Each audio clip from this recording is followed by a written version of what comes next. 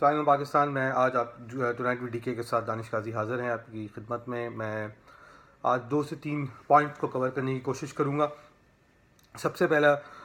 Point جو ہے جو ایک مذائقہ کیس واقع ہوا ہے کہ پی ٹی آئی کے لیڈ لائر یعنی حامد خان نے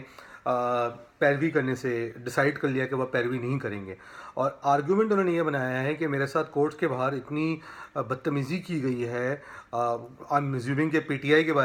کے اپنے ورکرز کے بارے میں کہا جا رہا ہے کہ وہ بہت ڈسپوائنٹ ہو گئے, ڈسہارٹنڈ ہو گئے, اور انہوں نے ڈیسائیڈ کر لیا ہے کہ وہ پاناما لیکس جس کے بارے میں یہ کہا جا رہا تھا بقول پی ٹی آئی کی لیڈرشپ کے کہ پاکستان کے لیے ایک بہت بڑا وہ ایک کیس ہے, اس سے وہ بیک آؤٹ کر گئے. اب سوال یہ ہے کہ حامد خان صاحب کو برا کیا لگا, کہ کیا وہ بدتمیزی جو ان کے ساتھ کی گئی وہ بری لگی, یا پھر یہ کہ کیس ہی ویک تھا, یا شاید مجھے یہ برا لگ گیا کہ ان کے کام میں انٹرفیرنس بہت ہو رہی ہے. میں بہت زیادہ پرانی بات نہیں کروں گا, میں 2007-8 کے عرصے کی بات کروں گا جب احمد خان صاحب بہت ایکٹیولی جنرل مشرف کے خلاف جو ہے وہ کیمپینز چلا رہے تھے, اور تب بھی وہ میڈیا میں آ کے جنگ لڑ رہے تھے اور جوڈیشری میں جنگ لڑ رہے تھے, اور ان کے کارکنان یعنی پی ٹی آئی کے کارکنان اور ان کے حواری بھی اسی طرح باقی لوگوں کی انسلٹ کر رہے تھے مختلف فورمز پہ. حامد خان صاحب دنیا گول ہے, اور لگتا ہے آپ کو آپ کی ہی میڈیسن کا ٹیسٹ آج دے دیا گیا ہے. میں صرف یہ سمجھتا ہوں کہ آپ جو ہیں ویک کیس ہونے کی وجہ سے یہ بہانے ڈھونڈ کے پیچھے ہٹنا چاہ رہے ہیں اور عوام کو مزید بیوقوف بنانا چاہ رہے ہیں, جس طرح آپ کے لیڈر بنا رہے ہیں ماشاءاللہ سے, اور پاکستان کا وقت ضائع کر رہے ہیں. میں ضرور یہ بات کہنا چاہوں گا کہ اگر کوئی ایسے ثبوت آپ کے پاس ہیں تو نہ وہ عوام کو دکھے ہیں ابھی تک, نہ وہ آپ جوڈیشری میں ثابت کر چکے ہیں. قوم کا وقت ضائع کرنا بند کریں, اپنے ان علاقوں میں جہاں آپ کی حکومت ہے جس کو چلائیں, تاکہ کل آپ 5 سال کے بعد تقریروں میں عوام کو ایک گیان نہ دیں کہ چونکہ آپ پاناما کیس میں بزی تھے اس لیے آپ کچھ اور نہیں کر سکے. تو حامد خان صاحب, بس میں اتنا ہی کہوں گا کہ آپ کو مزہ آیا آپ کی اپنی میڈیسن کا جو آپ نے فیس کیا. میں اس آپ کی بیان کو بالکل ماننے کو تیار نہیں ہوں کہ آپ عدالتی جنگ تو لڑ سکتے ہیں مگر میڈیا پہ جنگ نہیں لڑ سکتے. آپ تو اس کے پرانے کھلاڑی ہیں, مجھے سمجھ میں نہیں آتا کہ آپ اتنی جلدی کیوں بھاگ رہے ہیں صرف 3-4-5 دن کی ہیرنگ کے بعد, بات سوائے اس کے کہ آپ کو پتہ ہے کہ آپ کا کیس جو ہے وہ غالباً ویک ہے. اچھا, دوسری بات جو ایک بڑی پریشان کن ہے وہ یہ ہے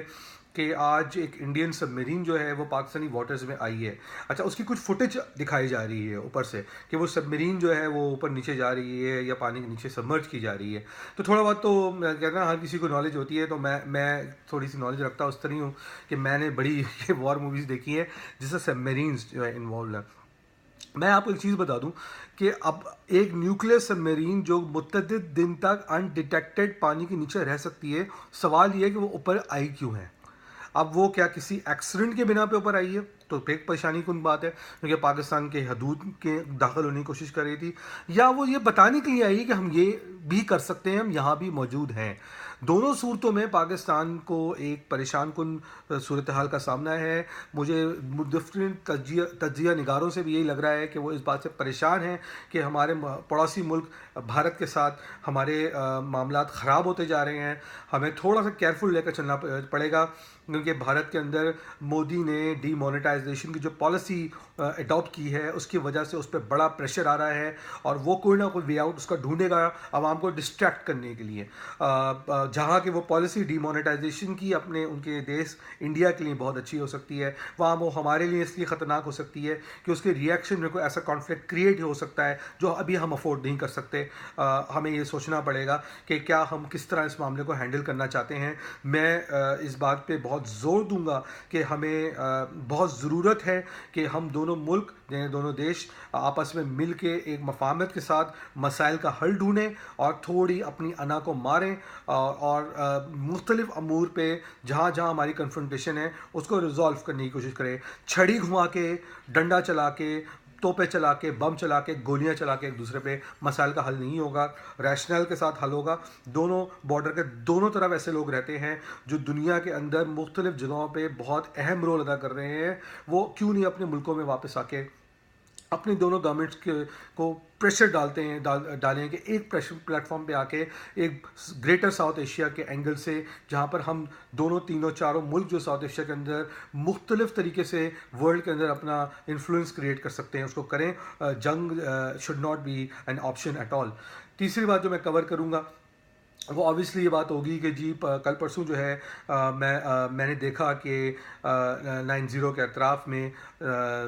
حقیقی ایم کیو ایم یعنی اصل ایم کیو ایم اور وہ ایم کیو ایم جو پاکستان میں بھی ایم کیو ایم ہونے کا کلیم کر رہی ہے، ان کے آپس میں ایک فرکشن نظر آئی. افسوس ہوا تھوڑا سا مجھے اس بات پہ کہ ایک دو پارٹی کے دو لوگ جو دونوں طرف اس وقت بٹ گئے ہیں، وہ آپس میں ایک دوسرے پہ نعرے بازی کر رہے تھے یا احتجاج کر رہے تھے. میری تجویز دوبارہ وہ ایم کے ایم کے جو اس وقت پاکستان میں موجود ہیں، جو اپنے آپ کو ایم کے ایم کہلا رہے ہیں، ان کو پھر ہوگی کہ آپ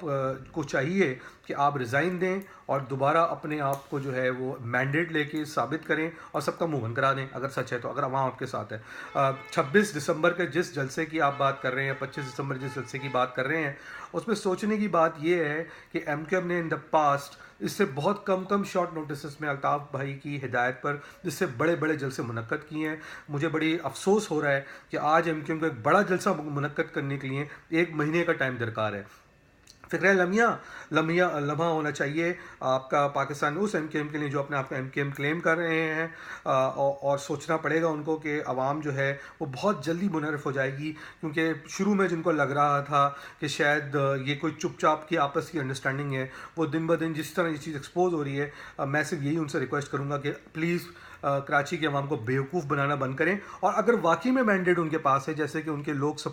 سپورٹرز اس بات کو کلیم کر رہے ہیں، تو الیکشن لڑیں، ریزائن کریں، الیکشن لڑیں اور اسی میجورٹی سے ووٹ لے کے واپس پاور میں آ جائیں، جس طرح وہ ایم کیو ایم یعنی الطاف بھائی کے ایم کیو ایم کے ساتھ رہ کے پاور میں آئے تھے. اور ان سب کا جیسے اس میں شاید ہم بھی شامل ہوں، ہمارا منہ بند کرا دیں. مگر شاید مجھے لگتا ہے کہ اس بات کا احساس ہے کہ اب وہ سب نہیں ہو پائے گا، وہ سپورٹ نہیں ملے گی، کیونکہ انہوں نے مریر کے الیکشن میں اپنا حشر دیکھ لیا تھا اور وہ شاید اسی بات سے گھبرا کے وہ اقدام نہیں اٹھانا چاہ رہے ہیں.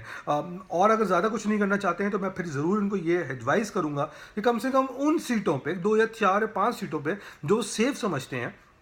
کم سے کم فاروق ستار کی اپنی سیٹ پہ جہاں وہ اپنے آپ کو سیف سمجھتے ہیں، یا خالد مقبول کی اپنی سیٹ پہ، جو خواجہ اعزاز کی اپنی سیٹ پہ، جو لیڈران 3-4 سامنے اٹھ کے آئے ہوئے ہیں، وہی اپنی سیٹوں سے ریزائن دے کے کم سے کم اپنے آپ کو دوبارہ پریزنٹ کر کے الیکٹ کرانے کی کوشش کر لیں اور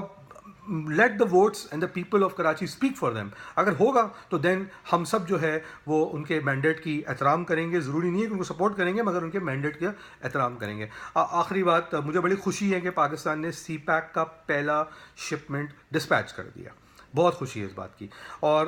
اس بات کی بھی خوشی ہے کہ یہ ہمارے ملک کی ترقی کے لیے بہت ضروری تھا. کیونکہ